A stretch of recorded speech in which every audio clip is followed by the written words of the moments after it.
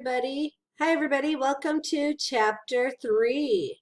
So this chapter is all about the cell. And so this is really where we're going to get into some of the exciting work of microbiologists.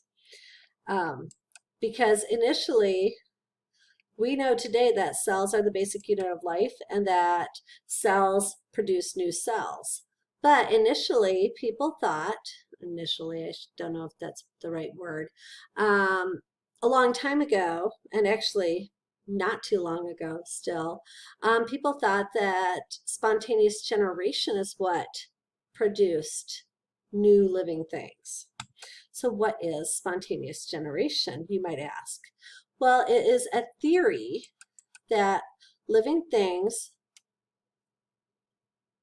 are produced basically spontaneously, like magic. And so you might take some dirty clothing that is in your cellar, where you also store your wheat, and in 21 days, you might have living mice spontaneously that grew out of the wheat and dirty clothes. Both of those are non-living. So, I mean, wheat was living when it was planted, but the wheat that's in your cellar is just wheat. And so that is spontaneous generation. And so prior to the 1600s, and even throughout most of the 1600s, 1700s, and even into the 1800s, people believed that spontaneous generation was how life was produced. There were people known as Vitalists. They believed that life was generated spontaneously from decaying materials via that process of spontaneous generation. That was the theory that was everybody believed, including scientists and the church.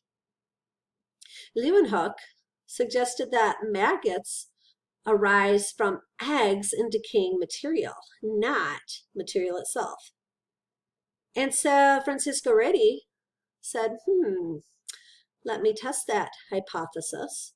So what he did was he produced an experiment where he took 3 jars. Let me show you. And he had one jar that was open to the environment, one jar that was completely closed to the environment, and one jar that allowed air to move in, but nothing else, okay? Flies couldn't get in. And maggots formed on the open container on the meat, but nothing formed on the closed container. So this idea of putting this cheesecloth over one of the containers allowed air to flow in, because the Vitalists also thought that there needed to be a vital force from the air to get into and cause growth of life. And so Francisco Redi's experiment supported that flies have to have access to the meat for maggots to develop on the meat. And so, they were like, wow, okay, maybe more complex life, like animals, like flies, have to have a different mechanism for production of new organisms. But certainly things like invisible organisms like bacteria, they're so small that they can just spontaneously be produced. So there was a Catholic priest, John Needham, who decided to do an experiment to support spontaneous generation. And so what he did was he took infusions of hay, chicken, and other nutrients. So basically this broth stuff. And he heated it up so that whatever was in there would be dead. And then he let it sit, and after days, there was life again. He was like, there's microbes, there's something in here. So obviously, for microbes, for bacteria, we don't need, spontaneous generation is true. So this theory stands or holds for bacteria, but not for greater life. So Spallanzani said, okay, let's do this. He ran 2 experiments. He used the same infusions that Needham did, but he corked one of the bottles and uncorked the other. The corked bottles, after they were boiled, grew nothing, but the uncorked bottle grew. And he said, so there's bacteria or there's germs in the air. Supporters of spontaneous generation said, no, no, no, no, no, because remember, back here, supporters of spontaneous generation would not have accepted this because there was a vital force in the air. So they said, you didn't allow for the vital force in the air to get in. So they did not accept this experiment to debunk spontaneous generation. It wasn't until the mid-1800s that we finally were able to debunk spontaneous generation. So you're talking about not even 200 years ago, people were still believing that life came from non-life. And this was debunked by Louis Pasteur. So what he did was he produced a flask with a long swan neck. So basically he took this glass neck and he bent it. What this allowed was for him to have fluid in the flask. These infusions he could then boil, and then the flask allowed air to get in, but any germs that were in the air, any bacteria in the air, would not be able to move through the neck of the flask. And so because of that, he could let his flask sit for days, weeks, even months, and nothing grew. The only time life grew was if he allowed the broth to move into that neck where the bacteria were, or he broke the top off. Then life grew again.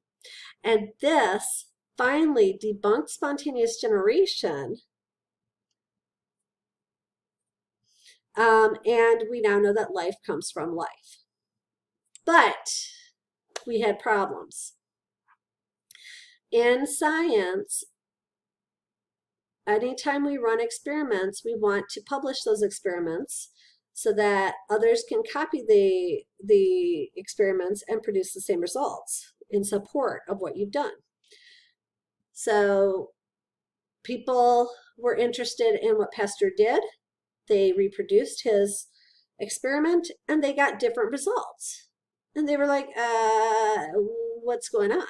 So if you don't get the same results, that there's something going on, there's something wrong. And so this brings us to this really important process that you have to have in the scientific method. You have to have good experimental design. What that means is your experiment has to be laid out exactly as whoever you are following. So if you're running an experiment and you choose to run the experiment in an environment that is different from the original experimenter's experiment, then that can screw up the results. And this is what was happening. Pasteur worked in a laboratory. There were a lot of scientists that used their barns as their laboratories. So they weren't, they didn't have an actual laboratory in a city. They weren't doctors. They were farmers that did experiments. And so they would set up experiments in their barn right next to the hay and the cows, and they were getting different results. Well, that's because their experimental design was wrong. And so two scientists, actually I think one was a physicist, Tyndall and Cohn, were able to explain these discrepancies. They did not work together, but they did do the same thing. They helped to explain the discrepancies. So John Tyndall, he was a physicist. What he did was he showed that sterilizing broth required different times depending on what infusions you were using. So if you used hay that was contaminated by endospores or by heat-resistant microbes, you would have to boil for many hours, and sometimes that wouldn't even kill off the microbes. Whereas some were sterilized much faster. So these were heat non-resistant, and so that's where this picture comes from. This is just showing heat resistant and heat non-resistant structures, okay? And then Ferdinand Cohn, a botanist, identified these heat-resistant structures as endospores. So now we know that we have two different types of structures. We have non-heat resistant cells and these heat-resistant endospores. And endospores are associated with Clostridium genus and Bacillus genus, and both are common in cows.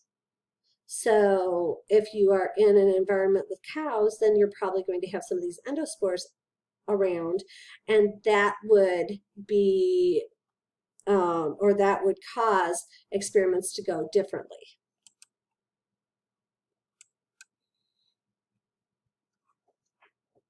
So now let's talk about the cell theory, but actually it's been 12 minutes. In the last video in chapter 2, I went a little long. I don't want to go too long, so we'll stop here and we'll get into the cell theory in our next video. Bye.